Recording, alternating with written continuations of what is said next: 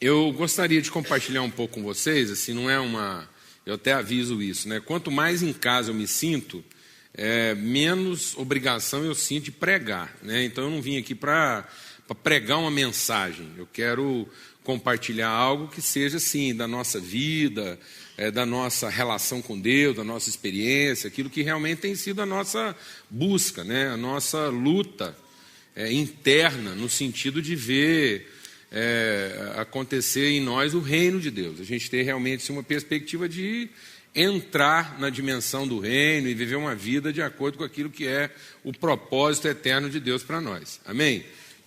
Então eu queria convidar você a abrir sua Bíblia lá em Hebreus, no capítulo 11, e a gente quer conversar um pouco essa noite sobre fé. Deus tem falado ao nosso coração, no nosso ministério, na nossa vida, muito sobre fé. E para que haja, assim, saúde de fé na vida da igreja. E até a gente vai ver no texto aqui, esse texto é um texto clássico, né, a respeito de fé. E para a gente poder, para que a igreja esteja bem fundamentada, né, em fé. Então, se eu posso contribuir com algo aqui com a vida dos irmãos, na vida dessa igreja, desse ministério, falando um pouco sobre fé, né?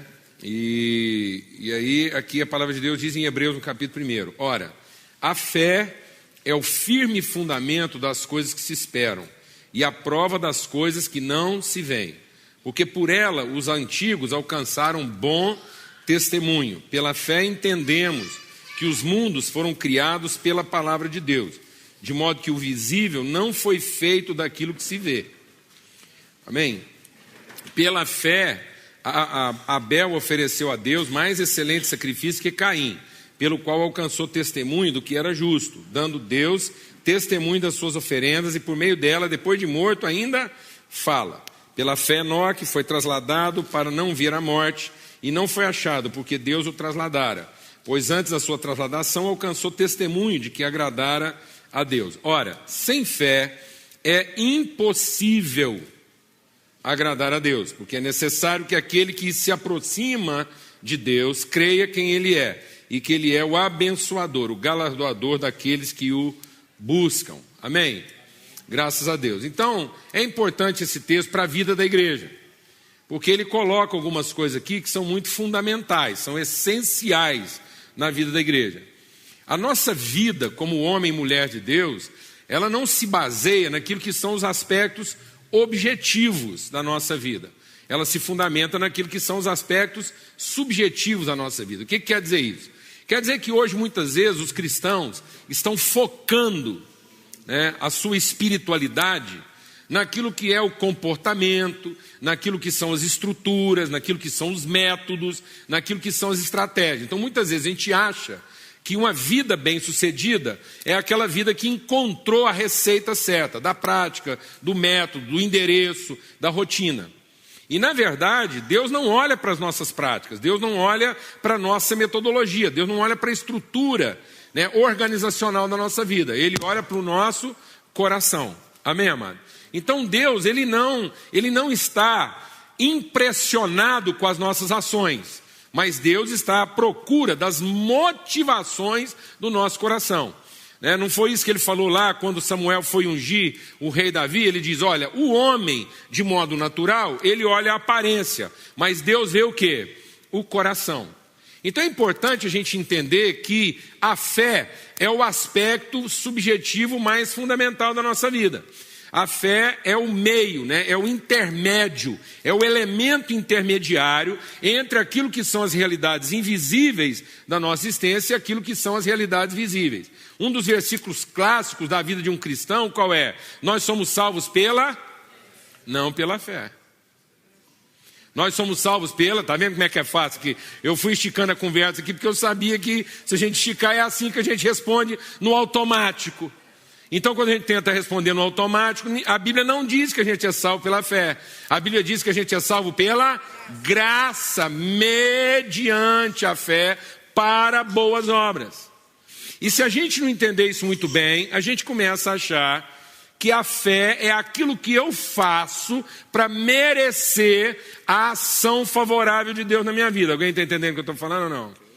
E aí essa fé deixa de ter o aspecto subjetivo né, de ser o elemento que conecta o que Deus fez com aquilo que eu vou fazer, e a fé passa a ser o que? A minha ação, para merecer a ação de Deus. Nós vamos explicar isso melhor.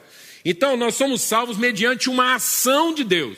Não há ação do homem que o possa colocar numa condição favorável diante de Deus. Não há nada que o homem possa fazer que o torne merecedor daquilo que Deus fará. Amém, amado? Porque da nossa carne, daquilo que eu sou capaz de fazer, nada se aproveita, diz a palavra de Deus. Então é muito importante entender isso, porque se eu não entender isso, eu vou pensando que eu estou fundamentando a minha vida na ação de Deus, eu estou, na verdade, fundamentando a minha vida na ação de quem? Do homem. E é por isso que a vida de muita gente se torna o quê? Insuportável, insustentável. Quando a vida é insuportável, não é que não dá para tolerar, não. Ela é insuportável no sentido de que ela não tem o quê? Suporte, ela não tem fundamento, ela não tem sustentação, porque a fé é a firme sustentação, fundamentação daquelas coisas que ainda estão por ser manifestas na nossa vida. Então é muito importante eu entender que a fé se fundamenta naquilo que Deus fez. Nós somos salvos pela, vamos repetir bem alto, nós somos salvos pela graça, mediante a fé, para boas obras. Então a fé é o elemento intermediário que conecta aquilo que é o invisível das ações de Deus com aquilo que é o visível das nossas ações. Por isso a palavra de Deus diz algo muito forte lá em Romanos. Diz assim: tudo que não provém de fé é pecado. Amém, amado? Eu vou fazer uma pergunta para você. Tudo que é errado é pecado? O que você acha? Tudo que é errado é pecado? É? Escrever borracha com X é pecado? Não, está errado, mas não é pecado. Escrever borracha com X não é pecado, só está errado. Amém, mano? Então nem tudo que é errado é pecado. E nem tudo que é certo é santo. Amém, mano? Glória a Deus. Por isso tem muita gente se contentando em fazer a coisa certa. Mas às vezes ele está fazendo a coisa certa pelo motivo errado. Amém? Amém, amado? Isso é grave. Porque às vezes eu não estou fazendo aquilo que eu estou fazendo, que está certo. E eu não estou fazendo isso com base numa convicção, como uma resposta, como um testemunho, como uma evidência do que Deus já fez. Às vezes eu estou fazendo alguma coisa na expectativa do que eu quero que Deus faça. Como se eu pudesse usar a minha fé para seduzir Deus. Alguém está entendendo o que eu estou falando ou não? Então é perigoso na nossa vida, porque às vezes eu estou usando a coisa certa para Deus me tratar melhor. Porque eu penso que Deus me trata pior quando eu faço a coisa errada, e por isso Deus me trata melhor quando eu faço a coisa certa. E sem perceber, eu estou dizendo no meu coração que Deus é corruptível, que eu mudo o estado de Deus, que quem mantém Deus bom são minhas ações, que de repente, se eu fizer a coisa errada, Deus vai me tratar de maneira ruim. Alguém está entendendo o que eu estou falando ou não? Nesse sentido, eu passo a ser o salvador de Deus, e não ele o meu salvador.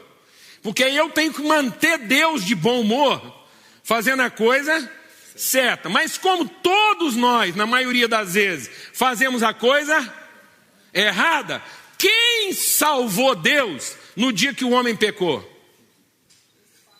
Amém, amado? Quando a Bíblia diz que todos, quem salvou Deus? Não foi a nossa fé. Amém, mano? Amém, mano? Deus está sustentado no seu amor e na sua graça, na sua natureza imutável e incorruptível. Nós cremos num Deus que é imutável e incorruptível, eternamente bom. Deus não vai tratar ninguém melhor porque fez a coisa certa e, por conseguinte, não vai tratar ninguém pior porque fez a coisa errada. E é por isso que nós somos salvos.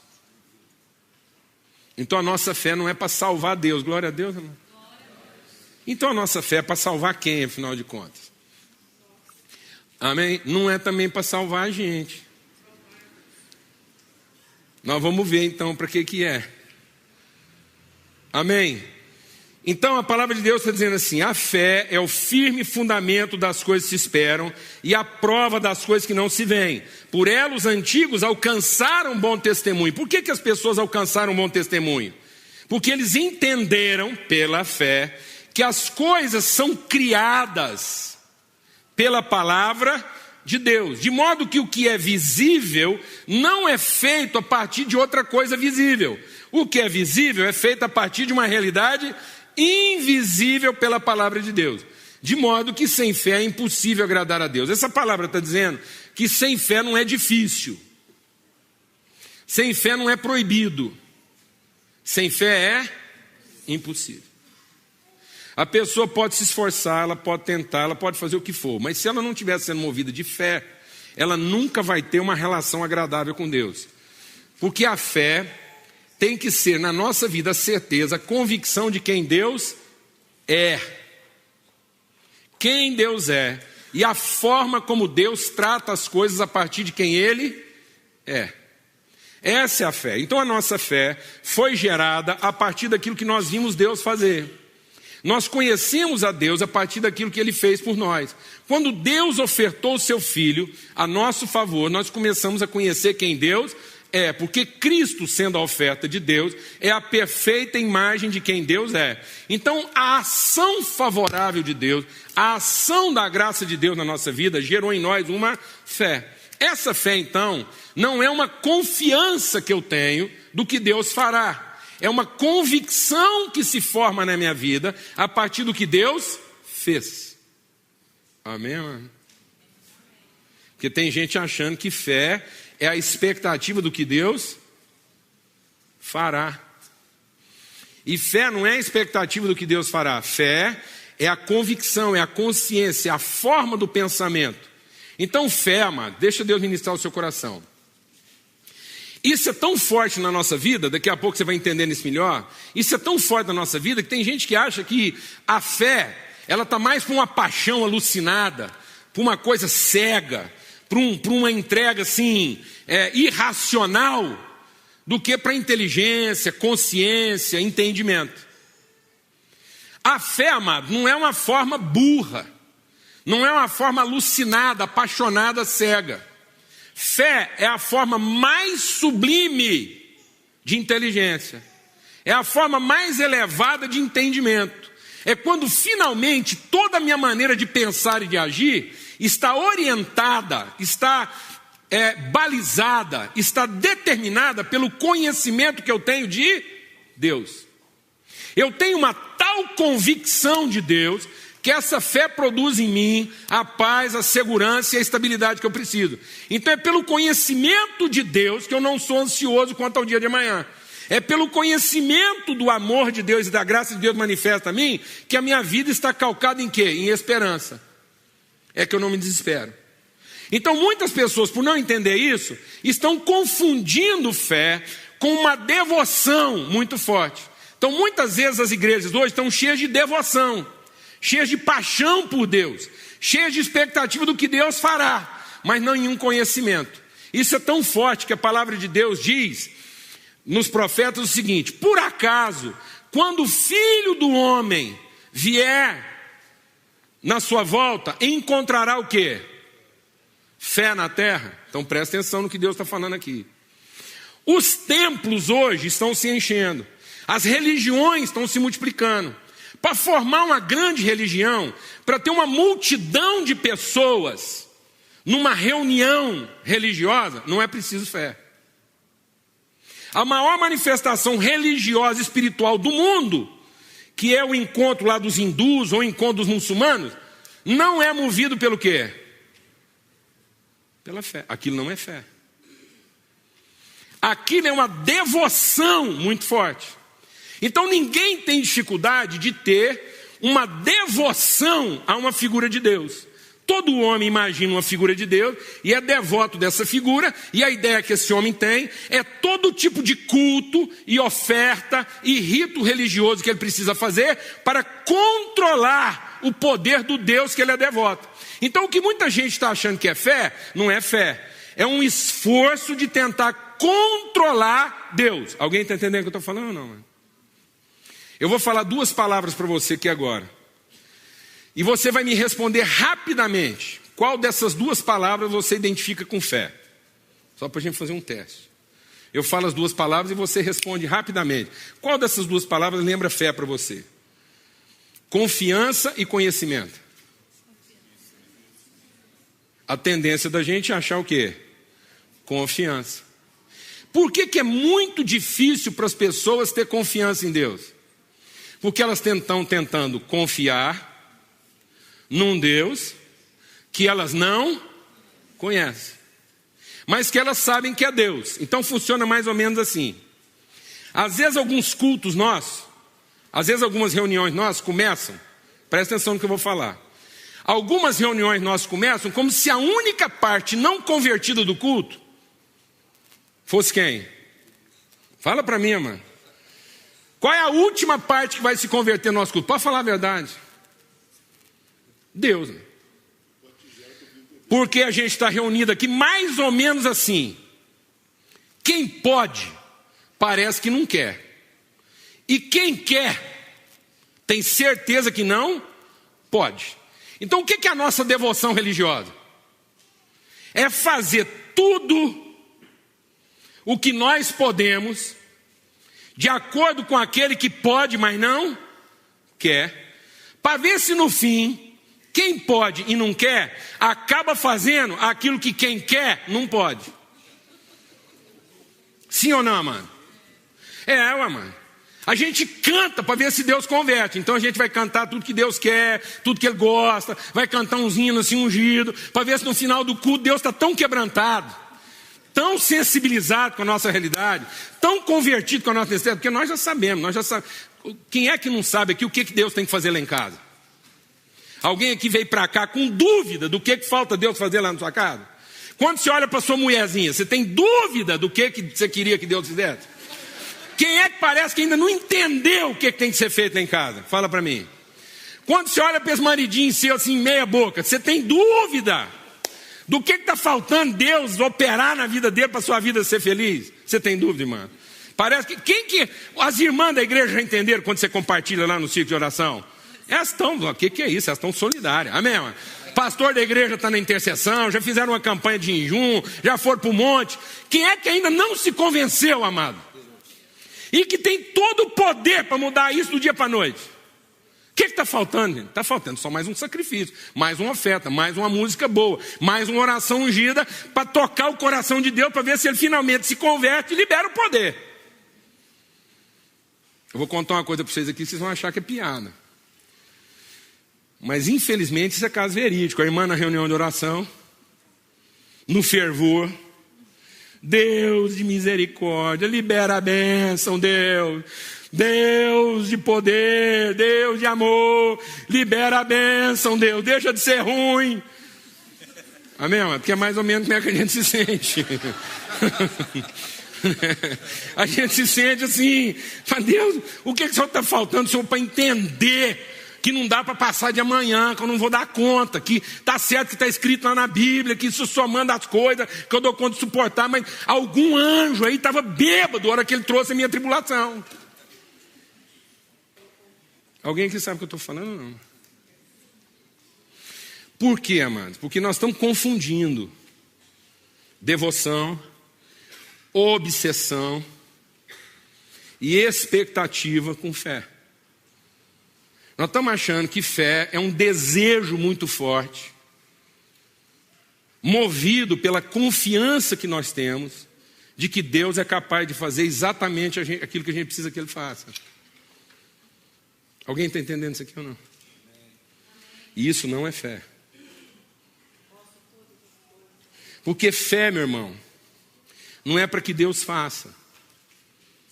Fé é para que eu faça conforme eu vi Deus fazendo. Fé não é para que Deus ame a minha família e faça por ela o que Ele ainda não fez. Fé é para que eu possa fazer pela minha família segundo o que Deus já fez por ela.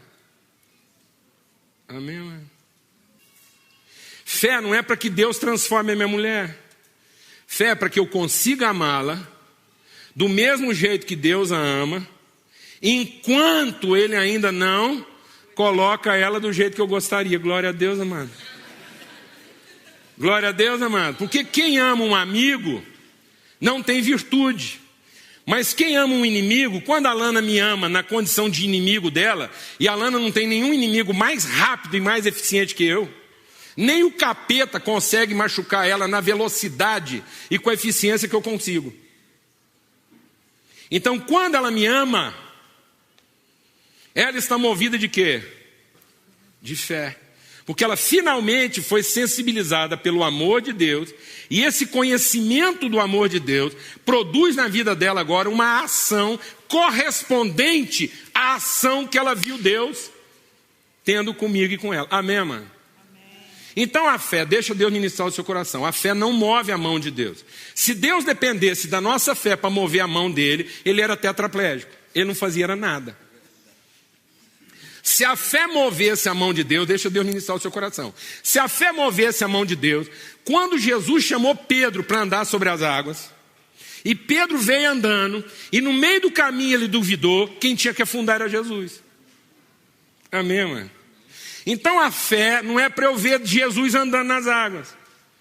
A fé é a consciência que se forma na minha vida, a partir daquilo que eu vi Deus fazendo, eu vi Jesus andando sobre as águas, e agora, pela fé, eu posso ser como Ele. Amém, mano? Eu posso reproduzir aquilo. Então a fé não é para que Deus ame a minha mulher. Então às vezes eu fico lá orando para Deus, e eu oro pelos meus filhos, como se, presta atenção, às vezes você ora lá pelos seus filhos, como se você amasse os seus filhos mais do que Deus. E como você se soubesse exatamente o que é preciso ser feito em favor dos seus filhos e que Deus não entendeu ainda. Não, amado. A oração não é para que Deus finalmente perceba o quanto nossos filhos merecem ser amados e quanto Deus vai ter um bom investimento se amar os nossos filhos, investir nesses meninos que eles vão ser gente boa. E aí a gente fica lá tentando ver se Deus se converte à nossa família. A oração não é para isso, mano. Oração é para que eu faça um investimento na minha relação com os filhos, na proporção do amor de Deus por eles. Glória a Deus, amado. Então a oração, amado, não é para que Deus me responda conforme eu gostaria. A oração é, antes de tudo, a resposta prática do meu compromisso com Deus e com a minha família, a partir daquilo que eu vi Deus comprometendo com a minha casa. Amém, meus irmãos? Porque nós somos salvos mediante a... E a fé é para quê, amado? Para boas obras. E aí Jesus diz assim, para que as pessoas vejam as suas obras e glorifiquem o vosso Pai. Então é para isso que é a fé. E nós estamos confundindo fé com o quê? Com a expectativa do que Deus fará. Por isso que as pessoas estão se enchendo de ansiedade. Porque o resultado da obsessão, o resultado da expectativa, o resultado da devoção religiosa não é paz, é ansiedade. Você faz uma campanha, em vez de você ficar em paz, você fica mais ansioso. Alguém está entendendo o que eu estou falando ou não? Tem gente que está aumentando a ansiedade na medida que ele aumenta o fervor. Porque ele aumenta a intensidade da sua busca e da sua devoção e fica parecendo que Deus não tem o mesmo nível de compromisso que ele. Alguém está entendendo o que eu estou falando ou não? Amados, na vida de Jesus há uma experiência clássica. Quem levou Jesus para o deserto? Quem levou Jesus para o deserto? O Espírito Santo. O Espírito Santo levou Jesus para o deserto para ser tentado pelo Satanás. Quem levou Jesus para o monte? O Satanás. Quem levou Jesus para o templo? O Satanás. Então fica parecendo que é o contrário, né? Quando a gente tem algum tipo de dificuldade na vida e no deserto, a gente pensa quem levou a gente para o deserto? O Satanás. E que Deus vai levar a gente para onde? Para o monte. Porque hoje as pessoas, quando Satanás levou Jesus para o monte, foi para quê? Lá em Lucas capítulo 4, o que foi? Ele levou Jesus para o monte para quê? Para resolver as coisas dele da forma mais fácil. Alguém está entendendo o que eu estou falando ou não, mano? Quando Deus permitiu um problema, deixa Deus ministrar o seu coração. Quando Deus permitiu um problema na vida de Jesus, é para que Jesus revelasse o conhecimento que ele tinha de Deus, amém, amado? O deserto é para que Jesus pudesse demonstrar o conhecimento que ele tem de Deus. Então Deus criou a dificuldade. Quem criou a facilidade? Então, às vezes, deixa Deus ministrar o seu coração. Às vezes, na nossa vida, a gente fica com a sensação que o Satanás cria o problema e que nós temos que usar a nossa vida e a nossa fé para quê? Para Deus trazer a solução para o problema que o Satanás criou. Alguém está entendendo o que eu estou falando ou não, mano? Engraçado que na vida de Jesus foi o contrário. Deus criou o problema. Amém, mano? Amém, mano? E quem propôs a solução, faça, mano. Quem veio para facilitar? Então presta atenção, cuidado, porque às vezes você está achando que o Satanás veio para dificultar a sua vida. E ele não veio para dificultar a sua vida, ele veio para responder suas orações de forma fácil. De modo que a sua paixão seja satisfeita, mas a sua fé não seja fortalecida. Então tem muitas pessoas pedindo soluções que só o diabo para te dar o que você está pedindo. Porque isso vai responder ao seu conforto, ao seu aborrecimento, mas não vai fortalecer a sua fé. Porque não vai melhorar o seu conhecimento de Deus. Alguém está entendendo o que eu estou falando ou não, mano? Porque o diabo veio propor para Jesus o quê? Use o seu poder para resolver o seu problema de maneira mais rápida. Pede para mim e eu te dou tudo o que esse mundo pode oferecer. E arruma uma situação difícil na sua vida, porque depois você vai dar ordem para os anjos e eles vão resolver esse problema para você. Alguém está entendendo algum tipo de crente por aí? Que está achando que a fé é para quê? A fé, meu irmão, não é para que eu tenha soluções que eu gostaria. A fé é para que eu enfrente as dificuldades de maneira própria, como Jesus enfrentaria. Dependendo do seu conhecimento de quem? De Deus. Lá no deserto, Jesus diz que a vida do cristão não se baseia naquilo que ele tem para dizer para Deus. Lá no deserto, Jesus diz que todas as soluções na vida do crente estão baseadas naquilo que Deus tem para dizer para ele. A cura da nossa vida não está naquilo que nós temos para falar para Deus. A cura da nossa vida está naquilo que nós finalmente sentamos para ouvir de Deus. Imagina que Deus viesse aqui hoje marcar consulta. Você chega aqui para o culto e lá na porta está escrito, Deus está atendendo para consulta, meia hora cada um. E aí ele está no escritório ali sentado, mesinha e tal, os anjos organizando a fila, você pega uma senha, lamenta porque não chegou mais cedo. E aí, o pessoal fala assim, ó, Deus está ali marcando consulta, ele vai atender um por um, meia hora. Você vai ter meia hora para falar com Deus assim, só você e ele, é o seu momento com ele. Está aqui um bloco e uma caneta. Seja honesto. Se você recebesse um bloco e uma caneta, para ter meia hora com Deus exclusivo, só você para falar com ele, sabendo que não tem ninguém mais na fila, vocês dois trancados numa sala. Você ia usar esse bloco e essa caneta para quê? Para anotar tudo que você quer pedir para ele nessa meia hora que você tem para não esquecer nada? Ou para chegar lá com o bloco branquinho e anotar tudo que ele tem para falar para você e você não esquecer nada? Glória a Deus. Glória a Deus. Seja honesto, meu irmão. Seja honesto. Vamos ser honestos.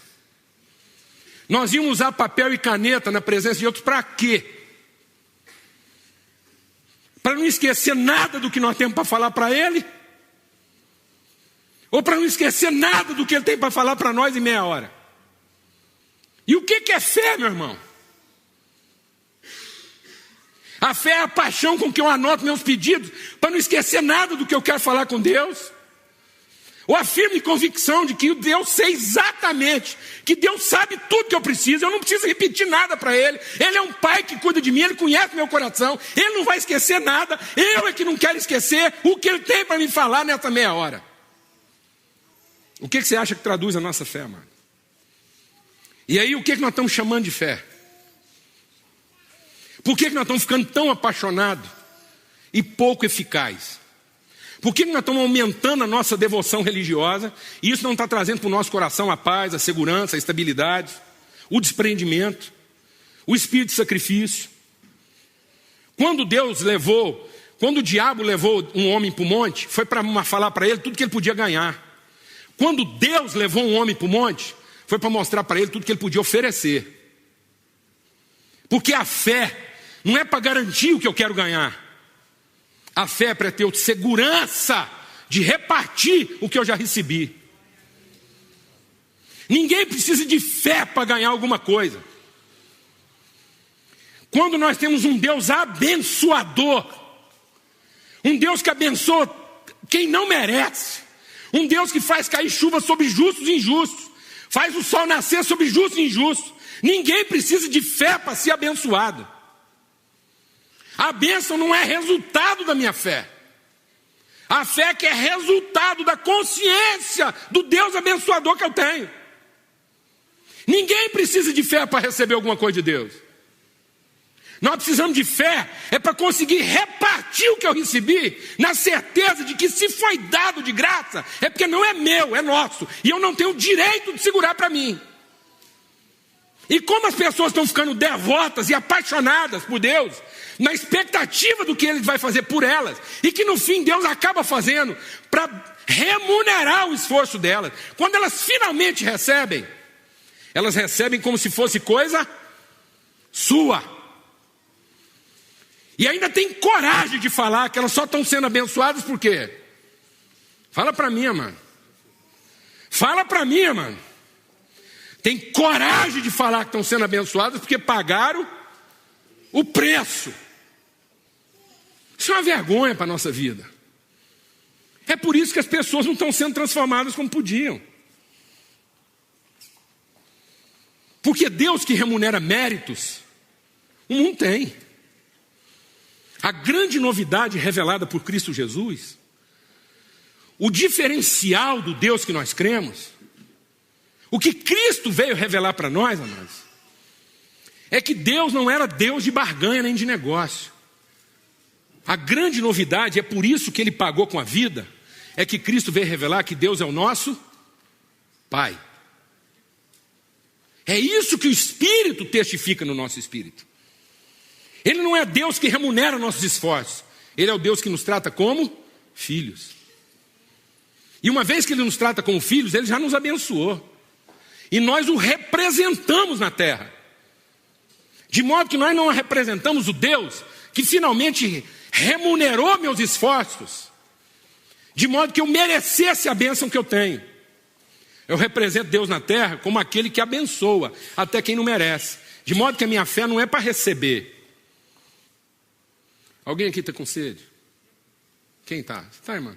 Você quer ver um milagre aqui? Quem quer ver um milagre aqui essa noite? Um milagre. Milagre mesmo. Do céu. Tem que aplaudir Jesus. Vem cá, irmã.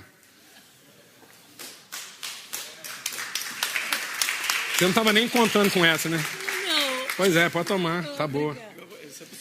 Aí, tá vendo? Tá vendo o que é a fé? Mal repartir, já estou recebendo multiplicado aí, ó. Amém. Amém? Tá boa? Tá ótimo. Pode ficar para você. Obrigada. Glória a Deus. Por que o povo fala assim, nós não estamos vendo milagre? Eu vou te falar por que nós não estamos vendo milagre. Porque você sabe quem são os maiores procuradores de milagre hoje em dia? Vou te falar. Os crentes. E milagre não é para crente, mano. Milagre é para nos curar da incredulidade. Porque tendo visto Deus fazer um milagre na nossa vida, agora nós somos o quê? Agente de milagre. Nós não somos mais os que recebem. Nós somos espírito vivificante. Nós somos os que abençoam. De modo que a fé na vida do cristão não é mais para ser abençoado. A fé é para ele ter coragem de repartir o que ele recebeu. Glória a Deus, amado. porque Ele é administrador do que é nosso e não do que é meu. Mas quando eu tenho uma visão de mérito, que eu rezei, que eu fiz isso, que eu fiz campanha, então quando eu finalmente me apodero daquilo, aquilo é de quem, amados? É meu por direito. Por isso a palavra de Deus fala que nos últimos dias, essa crise de fé trabalha na proporcionalidade da iniquidade. E porque a iniquidade está multiplicando no mundo, o amor está se esfriando de quase todos os corações.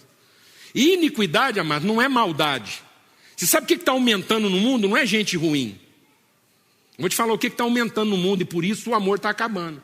Você sabe por que o amor está acabando? Porque está aumentando o número de gente boa que merece alguma coisa. Você sabe por que um casal separa, mano? Vou explicar por quê. Porque um deles é bom o suficiente para largar aquela mulher que ele não merece. Alguém está entendendo o que eu estou falando ou não, mano?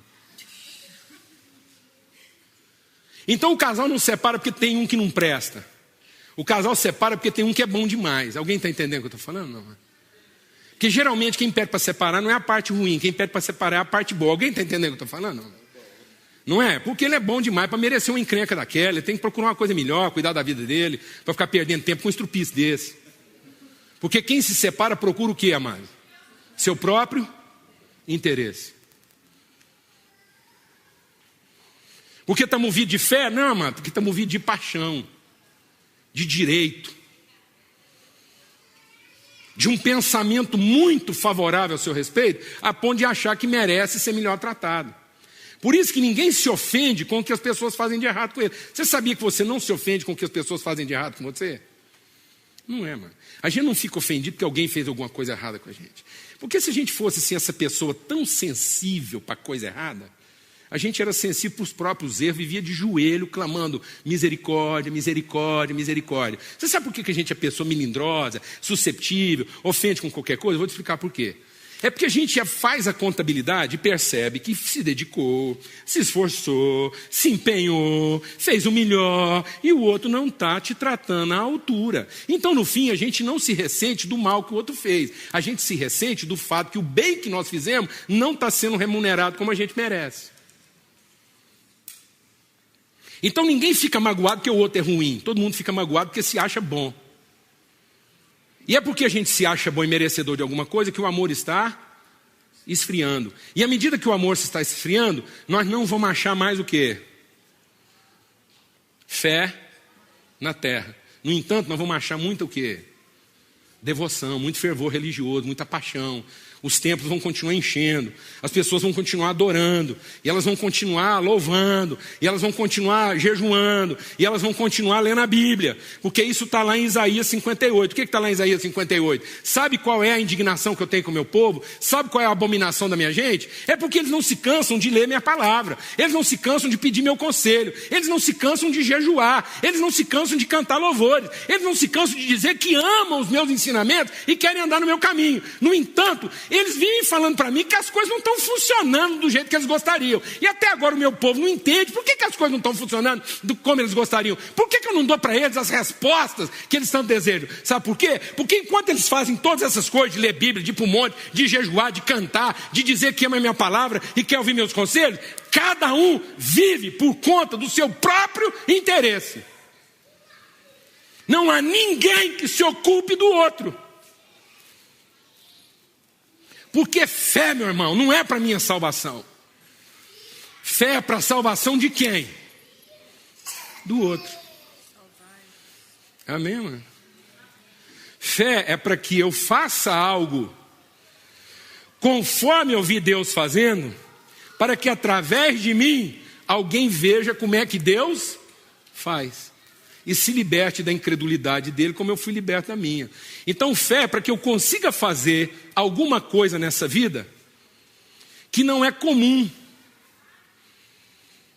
que só quem viu coisas invisíveis consegue ver. Então, eu vi uma realidade que não é naturalmente visível, as pessoas não veem isso naturalmente, e aí eu vou conseguir fazer algo, eu vou materializar uma realidade que não é comum, amém? Porque eu estou movido de quê? De fé. Agora, o que está acontecendo? O povo está achando que fé vai do visível para o visível. Que fé é o seguinte: eu vi a casa do meu vizinho, E eu quero uma casa igual ou melhor. Né? Eu só preciso o quê? Ter fé. Glória a Deus, amado. Então a minha fé está baseada em quê? Fala para mim, amado. Eu vi a família da minha amiga, o tanto que o marido gosta dela, trata bem, os meninos é tudo bem educado, estuda em escola boa, então agora eu vou usar minha fé para quê? Para ter o visível do visível, não, amados. A fé não é para ter o visível do visível, a fé é para ter o visível do invisível. Eu vi Jesus conseguir ser feliz sem casa. Glória a Deus. O mundo não está acostumado a ver gente ser feliz sem casa. Glória a Deus, irmã. Amém. Mas pela fé eu vou materializar isso. Amém, meu irmão. Porque as coisas visíveis se tornarão visíveis a partir do que? Das invisíveis pela palavra de Deus. Vamos concluir. Se você pegasse um menino hebreu, um menino que foi educado lá na Torá, uma criança até 12 anos de idade que foi criada na Torá, ele decorava o Pentateuco, ele decorava todos os 5 primeiros livros da Bíblia, ele tinha aquilo de cor. Você consegue imaginar o que é isso?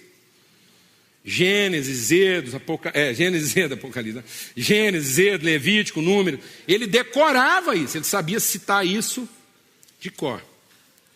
Se você pegasse um menino desse e pedisse para ele desenhar Deus, fala assim, faz um desenho de Deus. Muito provavelmente toda criança hebraica, ao tentar representar graficamente, ilustrativamente Deus, ele desenharia uma boca. Porque a primeira expressão materializada de Deus na Bíblia, qual foi? Disse Deus. Então, para uma criança, Deus é o quê? Uma boca. Amém? E se ele tivesse que desenhar um homem, provavelmente ele desenharia um nariz, porque Deus soprou nas suas narinas. Inspiração. Inspiração, de inspirar, de ser inflado, de ser cheio pelo sopro de Deus.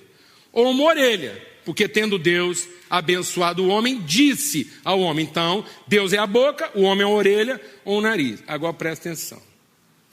Se você pedir para uma criança ocidental, ou qualquer crente de igreja que desenhar Deus, o que você acha que ele ia desenhar? Que Deus é a orelha. E nós somos o quê? A boca. Porque a gente acha que as coisas vão acontecer na nossa vida a partir daquilo que eu falo e Deus escuta. Se eu acertar no que eu falo e Deus prestar atenção, essa é uma parceria fantástica, porque eu sei o que tem que ser feito e Deus tem o poder para fazer acontecer. Pronto, aí é que está a comunicação bem feita. Deus tem o poder, eu tenho o sentimento e a percepção. Eu falo, ele escuta. Se eu falar direitinho e ele escutar bem, vai dar tudo certo. Não, amados. O que você chamaria de um culto avivado? Vê o tanto que isso é forte. Agora, aqui nenhuma... Eu vou falar assim agora Onde a gente vai parar, né, na vida? O Pentecoste. Todo mundo sabe da história do Pentecoste? O Espírito Santo, língua de fogo, cidade transformada. Eu vou te falar como é que estava rolando o culto momentos antes do avivamento. Amém? Vê se você frequentava uma igreja dessa. Umas 100 e poucas pessoas reunidas numa sala. Todo mundo sentado. Sem ninguém falar nada. Maior silêncio. Um olhando para a cara do outro assim. Era o culto. Olha que avivamento. Você ia chegar num culto desse, sim, você ia aguentar ficar lá assim. Você ia recomendar um culto desse, irmão? Hã? Pois é, né? Esse foi o culto Pentecoste. Foi ali que o Espírito Santo foi derramado. Sabe por quê? Porque aqueles discípulos estavam fazendo exatamente o que Jesus falou para eles. Vocês vão lá, fica sentado, calado, não faz nada, até que do alto eu fale com vocês. Glória a Deus, irmão. Glória a Deus, irmão. Você fica lá sentadinho, calado, ninguém fala nada, ninguém... Fica lá, e ninguém faz nada. Até que do alto eu fale com vocês e diga para vocês o que é que tem que ser feito. Glória a Deus, amado. Mas a gente não tem essa paciência. A gente tem um coração de Marta. Ah, Deus, o Senhor não está me vendo aqui atarantada para te receber, para fazer um culto que te agrada. E ainda por cima minha irmã Maria não me ajuda. Alguém aqui sabe o que eu estou falando ou não? Eu estou aqui no louvor e esse povo aqui não está nem aí para o negócio. O que é isso, irmão? Vamos aí, ó. Está vendo, não? Sabe por que meu ministério está difícil? Porque eu não tenho apoio nessa igreja. Bem que eu tenho a visão, chamado, fervor, mas essa liderança não coopera. Você não está vendo isso não, Deus? O tanto que eu estou prejudicado nesse ministério. Você não vai ter dó de mim trazer um avivamento aqui não? Repreender minha irmã que fica aí sentada, não faz nada? Vê se você é crente. Não solta um pio, não dá um aleluia, um glória a Deus. Jesus falou para Marta: calma, Marta, você está preocupada com coisa demais. A sua irmã Maria escolheu a melhor parte, que é primeiro sentar e ficar ouvindo, antes de sair fazendo. Glória a Deus, não. Glória a Deus. Porque é quando eu sento para ouvir Deus que isso gera em mim o quê? Fé. Para que a hora que eu for fazer, eu não faça na expectativa de como é que Deus vai me recompensar. Mas eu faço na certeza de que vai funcionar, porque eu vi Deus fazendo desse jeito. Eu estou fazendo exatamente como eu vi Deus fazendo. Glória a Deus, amado. Eu me tornei um representante, eu me tornei uma expressão visível daquilo que é invisível e que só pode ser visto pela fé.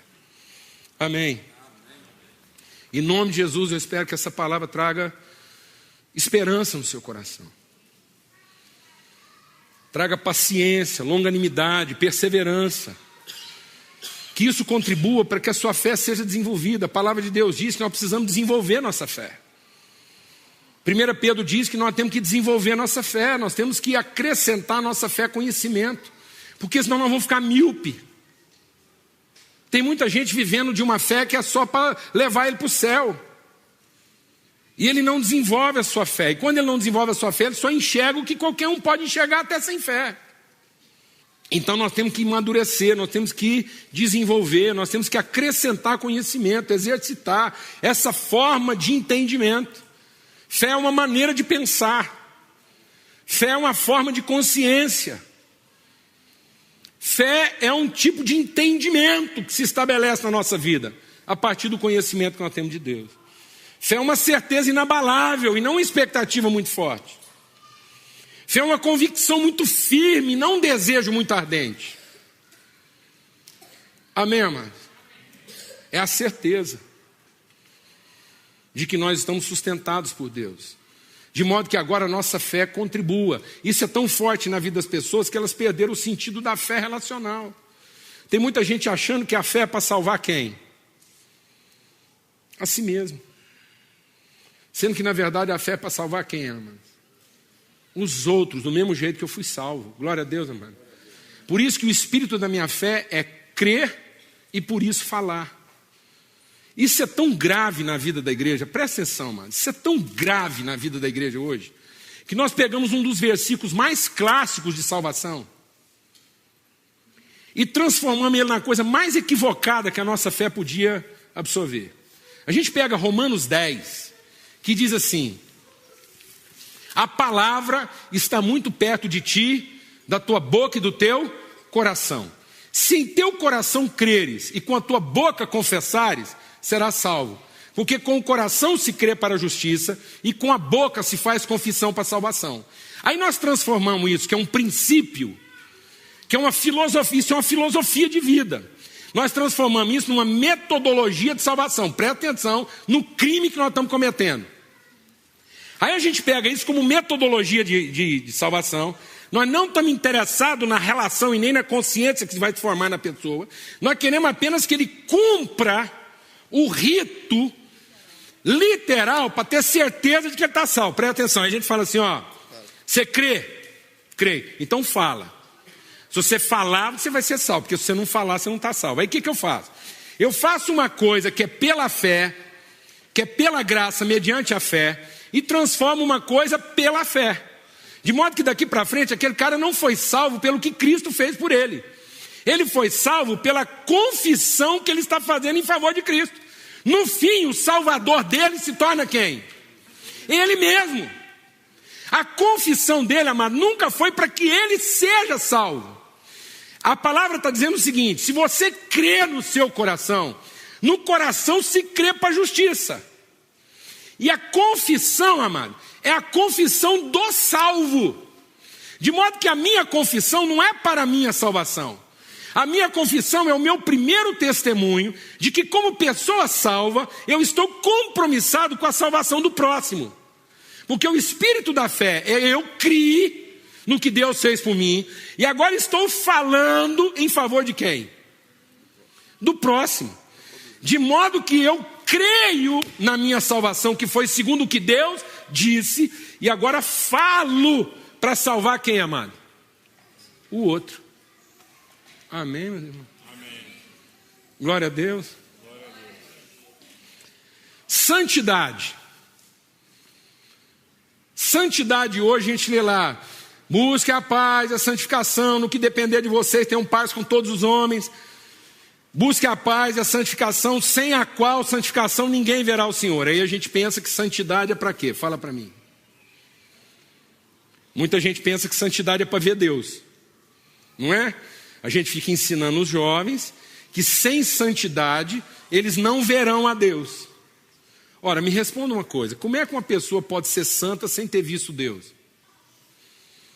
Baseado em que ele está sendo santo? Como é que alguém consegue ser santo sem ter visto Deus?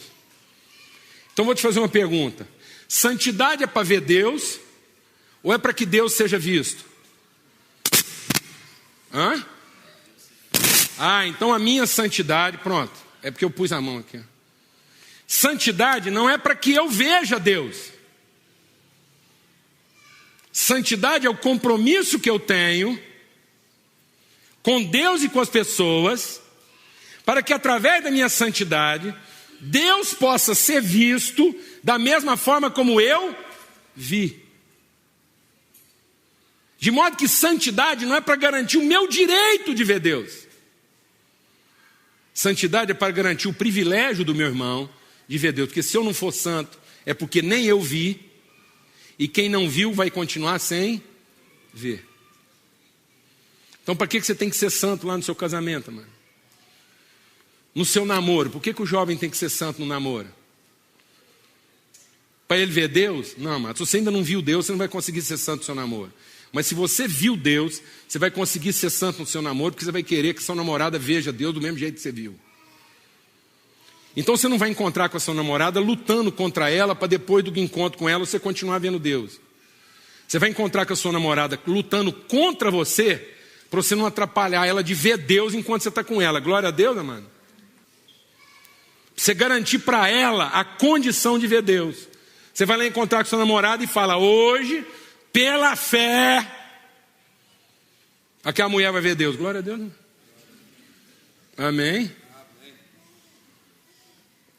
Amém. A hora que eu sair da casa dela, ela vai falar: gente, não é que eu vi Deus aqui hoje? Vi como é que Deus fala, como é que Deus abraça, como é que Deus beija. Glória a Deus, né, mano? Amém. Amém, irmão? Aleluia. Oh, glória, né? A menina está lá esperando o rapaz e fala assim: deixa ele chegar aqui hoje que ele vai ver Deus, vai ver como é que Deus veste, como é que Deus cruza as pernas, né? Como é que Deus fala boa noite, benzinho. Amém? Glória a Deus, irmão. Que bom que você chegou. Amém. Amém. E a gente só consegue isso pela fé. Porque sem fé é impossível agradar a Deus. Então que Deus derrame espírito de fé no coração de todos. Amém? Que Deus faça dessa comunidade uma comunidade de fé. Uma comunidade que materializa as virtudes de Deus. A comunidade de um povo que não está à procura de bênçãos, porque tem certeza de que já foi abençoado o suficiente. mas um povo que está encontrando formas e meios de repartir as bênçãos que já recebeu. Aquilo que Deus quer fazer na vida das pessoas que estão em volta de você. As bênçãos da vida dessas pessoas estão depositadas na sua conta, na minha conta, na nossa conta. E nós temos a fé para disponibilizar isso na vida delas. Amém? Para fazer isso materializar. Para entender que a nossa fé não é para salvar a gente. Que não é para a gente ficar cuidando da gente na espera que Deus responda os nossos anseios.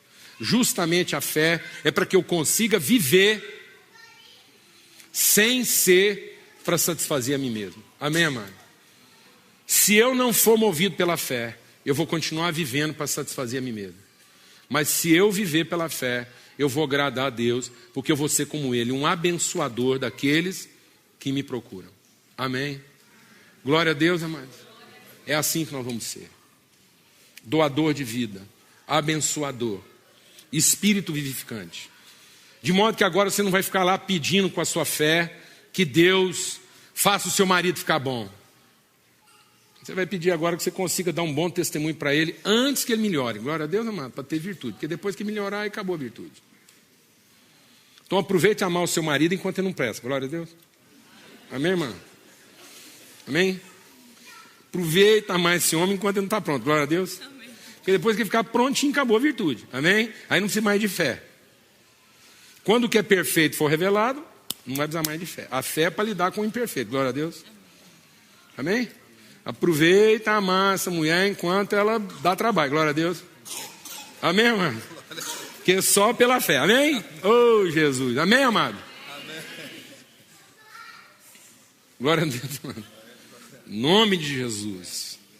Em nome de Jesus. Vamos ter uma palavra de oração.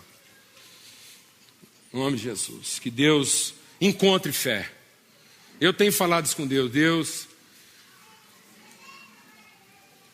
que quando o Senhor olhar para mim, o Senhor encontre fé no meu coração. Eu não quero que Deus olhe para o meu coração e encontre alguém desapontado, ressentido, desgostoso, insatisfeito. Amém? Eu sei que Deus pode olhar para mim e encontrar tristeza. Mas Ele não vai encontrar desespero. Eu quero que Deus olhe para mim e encontre alguém surpreso. Porque às vezes eu estou sendo surpreendido constantemente, por mim e pelas pessoas. Mas eu não quero que essa surpresa se transforme na minha vida em desânimo. Que eu desanime. De amar, de insistir, de ter esperança, de continuar oferecendo minha vida. Amém? Sabe, amados, é legítimo ficar angustiado. A fé não vai te poupar das angústias. Mas a fé não vai deixar que as suas angústias se transformem em ansiedade. A fé não vai te poupar de ficar desapontado com algumas coisas. Mas a fé vai fazer com que o seu desapontamento não se transforme em desânimo. Amém? Jesus ficou angustiado. Jesus ficou triste quando foi lá encontrar com os discípulos dele e eles estavam dormindo e veio estar orando com ele. É ruim. É ruim você pedir para os seus amigos para te ajudar e a hora que você vai lá, os caras não estão nem aí. Sentimento é ruim. Mas Jesus não ficou desanimado com aqueles homens. Ele não desistiu deles. Amém? Ele ficou profundamente angustiado. Porque angustiado, mano, é a certeza de que vai ficar ruim. Angústia é o sentimento legítimo de quem está passando por um aperto e não está gostando. Mas isso não pode se transformar em ansiedade. A fé vai fazer você ficar angustiado sem ficar o quê? Ansioso. A fé vai proteger você de quando você for surpreendido por alguma coisa, você ficar o quê? Desanimado. Amém? A fé vai ajudar você para que quando você estiver sendo perseguido, enfrentado, sendo humilhado, você não vai ter a sensação de que isso vai acabar com você. Você sabe que você vai sair do outro lado. Glória a Deus, amado. Amém? É para isso que é a fé. A fé não é para nos proteger. Tem gente que acha que a fé é para proteger. Fala com Deus aí agora. Tem gente que acha que a fé é para proteger a gente de um casamento difícil. A gente acha que fé é para proteger os filhos da gente, para não ficar doente, não ser assaltado. A gente acha que a fé é para proteger a gente de ficar nervoso. Deixa Deus ministrar o seu coração. A fé é para você conseguir ficar nervoso sem ficar com raiva. Glória a Deus. Amém, mano? Você pode ficar nervoso no seu casamento. Você só não pode ficar o quê? Com raiva. Amém? Nervoso pode, com raiva não. Glória a Deus, amado. Deus nunca prometeu proteção. Aliás, Ele prometeu o quê? Que alguém vai bater na sua cara. Então nós não estamos protegidos de apanhar na cara. Amém? Amém? Crente não está protegido de apanhar na cara, mas está seguro que quando apanhar consegue oferecer a outra face para apanhar de novo. Glória a Deus. Amém? Então a gente não está protegido de tomar um tapa na cara, mas está seguro que isso não vai gerar em nós a mágoa. Nós conseguimos apanhar de novo. Glória a Deus, amado. Amém? É para a gente sofrer com segurança, amém? De que isso não vai fazer a gente desanimar. Vamos falar com Deus agora. Fala com Deus agora. Fala, Deus, renove em mim fé. Renove em mim fé. Em nome de Jesus. Fé é para quando a mulher crente apanha do marido ter coragem de denunciar ele para a polícia. Glória a Deus, não? Amém? Porque sabe que ele precisa de tratamento. E porque não tem medo de ficar sem ele. Glória a Deus, mano. Amém, mano? Aleluia. Em nome de Jesus, ele não tem medo das coisas. O perfeito amor lança fora todo o medo. Todo medo. A gente tem fé para enfrentar a vida como ela tem que ser enfrentada. Senhor, fala conosco aqui essa noite. Nós queremos ser homens e mulheres de fé. Gente que enfrenta a vida como ela tem que ser enfrentada. Gente que tem disposição para sofrer o que tem que ser sofrido. Mas com fé, com perseverança. Gente que atravessa pelo vale da sombra da morte na certeza que a tua vara e o teu cajado nos consolam. Nós não temos medo, ó Deus, de enfrentar a disciplina, a correção, de confrontar as pessoas quando elas estão em pecado. Nós não ficamos tentando, ó Deus, encobrir as coisas, mas nós cobrimos as pessoas com amor, ajudamos, socorremos. Fé nos dá sustentação, nos dá balizamento, nos dá um coração correto, firme, Senhor. A fé é a firme certeza de que nós podemos esperar no Senhor, de que o Senhor é o abençoador. A fé é a certeza de que, enfim, nós veremos o nosso Redentor. A fé é a certeza de que o Senhor se levantará sobre nós, trazendo sobre nós justiça. A fé é a certeza que a gente não precisa se vingar, a gente não precisa procurar o próprio interesse, a gente não precisa ficar ansioso, a gente não precisa ter a posse das coisas, em nome de Cristo Jesus. Mas podemos ter um coração misericordioso, dadivoso, abençoador, longânimo, paciente, esperançoso, renovado. Ó Deus, levanta mesmo, ó Deus, um povo de fé. Em nome de Cristo Jesus. Em nome de Cristo Jesus. Amém e amém. Graças a Deus.